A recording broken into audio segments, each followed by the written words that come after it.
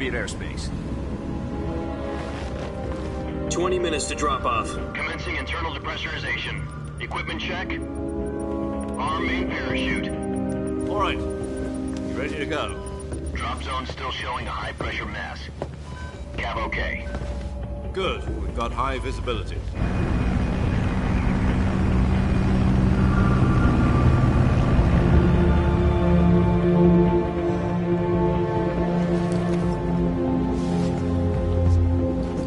Put out.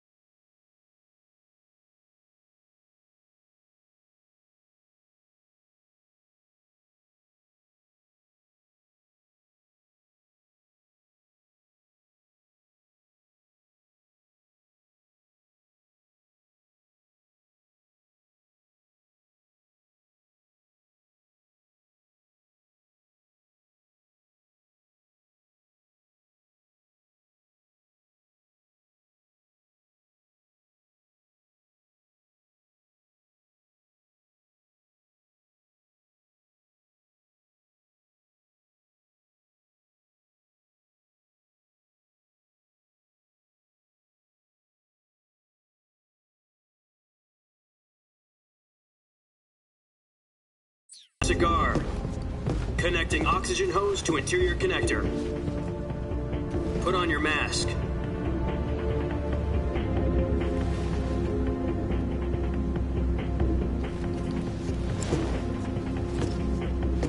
Does this panty waste know what he's doing? Approaching release point. 10 minutes to drop off. Hey, are you deaf? He said put out the cigar and put on your mask.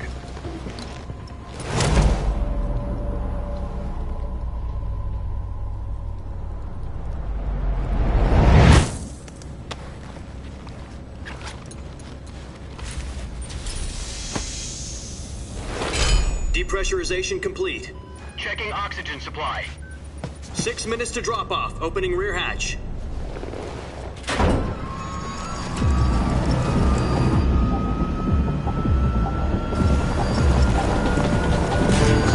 Sunrise.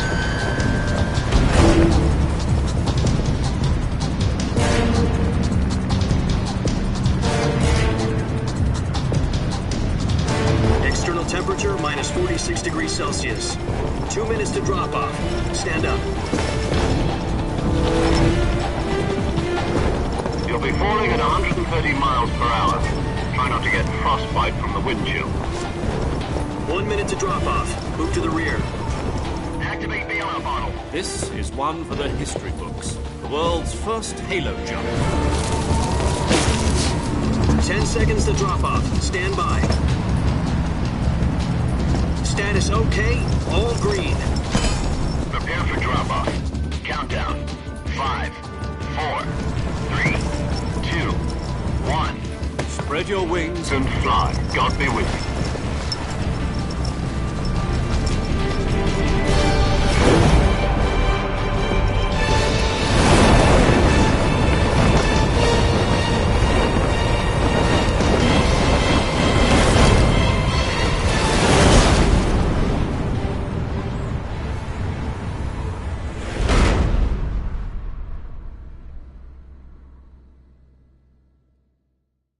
Jack, I've got some important news.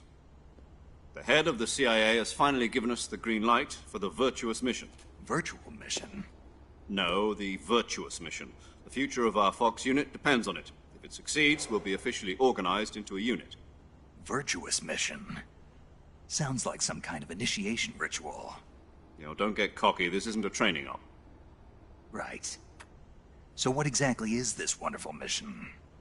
Well, about 2 years ago, a certain Soviet scientist requested asylum in the West through one of our moles. His name is Nikolai Stepanovich Sokolov. He's head of the OKB 754 Design Bureau, one of the Soviets' top-secret weapon research facilities, and the East's foremost expert on weapons development. Sokolov? Isn't he that famous rocket scientist? The very same. On April the 12th, 1961, the Soviets achieved the first manned spaceflight in history. The Earth was blue, but there was no God. Well spoken. The rocket that carried Yuri Gagarin to orbit was the A-1, known as the Vostok rocket. Sokolov is said to be the man most responsible for the multi-engine cluster used in that rocket. After Gagarin's flight, Sokolov left rocket development to become the head of the newly established Design Bureau. From a lowly technician to head of a design bureau, that's quite a success story, so why do you want to defect? It seems he'd become afraid of his own creations. Afraid? Call it a crisis of conscience. And for that, he left his country and his family behind and went over the fence? Not exactly. One of his conditions was that his family was also to be taken safely to the West. We used a mole to get the family out first, and succeeded in sneaking Sokolov over the Berlin Wall shortly afterwards. I was the one who conducted the operation. The security on the eastern side was still full of holes back then. Then what? We got Sokolov over in one piece, but the whole ordeal had left him exhausted, and we checked him into a hospital in West Berlin. It took him 2 weeks and more than 600 miles to get from the research facility in the Soviet Union to Berlin. He was in no condition to say anything coherent. And it was only a week later that we had something much bigger on our hands. The Cuban Missile Crisis. October the 16th, 1962, President Kennedy received word that the Soviets were in the process of deploying intermediate-range ballistic missiles in Cuba. The President demanded that the Soviets dismantle and remove the missiles. At the same time, he announced a naval blockade to prevent further missile shipments from reaching Cuba. But the Soviets didn't back down, instead placing their armed forces on secondary alert. Soviet transport ships carrying missiles continued on course towards Cuba. US and Soviet forces went on alert for an all-out nuclear war. Frantic negotiations were conducted through the UN's Emergency Security Council and unofficial channels to end the hair-trigger standoff. Finally, on October the 28th, the Soviet Union agreed to remove its missiles from Cuba, and so the world avoided a nuclear holocaust. But in order to get the Soviets to pull their missiles out, we had to make a deal. You mean the one where the US agreed to remove its IRBMs from Turkey? No. The Jupiter IRBMs deployed in Turkey were obsolete, and we were going to get rid of them anyway. They had no strategic value whatsoever to either the US or the Russians. The Turkey deal was a ruse, a cover story that was fed to the other intelligence agencies around the world. So what did the Russians really want? Sokolov. They wanted us to return Sokolov. You mean the Soviets pulled out of Cuba just to get their hands on Sokolov? That's right. What the hell was he working on? At the time, we had no idea. We were running out of time. It was either give up Sokolov or risk full-scale nuclear war. In the end, we had no choice. President Kennedy gave in to Khrushchev's demand. The next day, I got Sokolov out of the hospital, handing him over to agents on the eastern side. Sokolov kept on screaming, "Save me," until he disappeared from my side. Then, a month ago, we received some new information from one of our moles. About Sokolov? Yes. He was taken back to the research facility and forced to continue working on the weapon in question under KGB supervision. What's more, it's on the verge of completion. So what kind of weapon is it? Something to do with space rockets? No. Missiles. Same technology. I guess you're right. We don't know the details, but it appears to be a new kind of nuclear device. For half a year now, the Soviets have been conducting frequent nuclear tests at Semipalatinsk. Something to do with the weapon, I assume. We're talking about a secret weapon so big that Khrushchev was ready to pull out of Cuba to get it back. Is Sokolov still in the facility? No. According to our intelligence, he's in Selino-Yarsk, a place in the mountains about 3 miles to the west that's known as the Virgin Cliffs. The Virgin Cliffs. Nice name for a virtuous mission. They moved him there just recently. Why? Apparently, they're conducting a field test of the weapon, but it's our best chance to get him back. This mission would never have been possible if he was still in the research facility. This is our last chance. Sokolov must have known that too when he contacted us.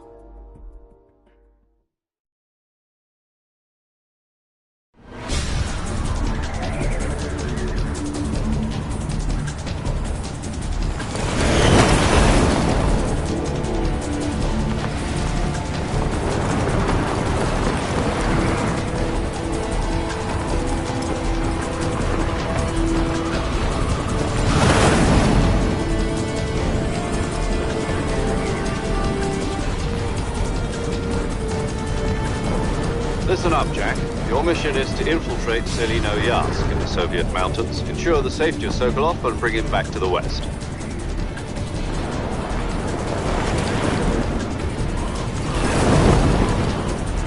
If we don't get Sokolov back before that weapon is complete, we'll be facing a major crisis. The clock is ticking.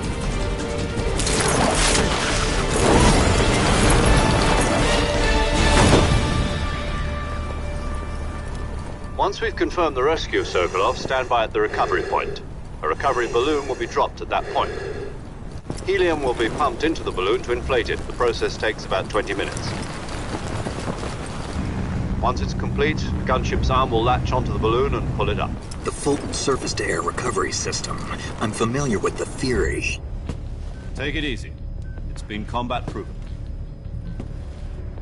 Do you think Sokolov is up to it? The shock will be less than during a parachute jump, and the arm can handle up to 500 pounds. So you're planning on going over the border in a single combat Talon? She's equipped with 2 6-barrel 20mm Vulcan cannons, as well as 2 40mm machine guns.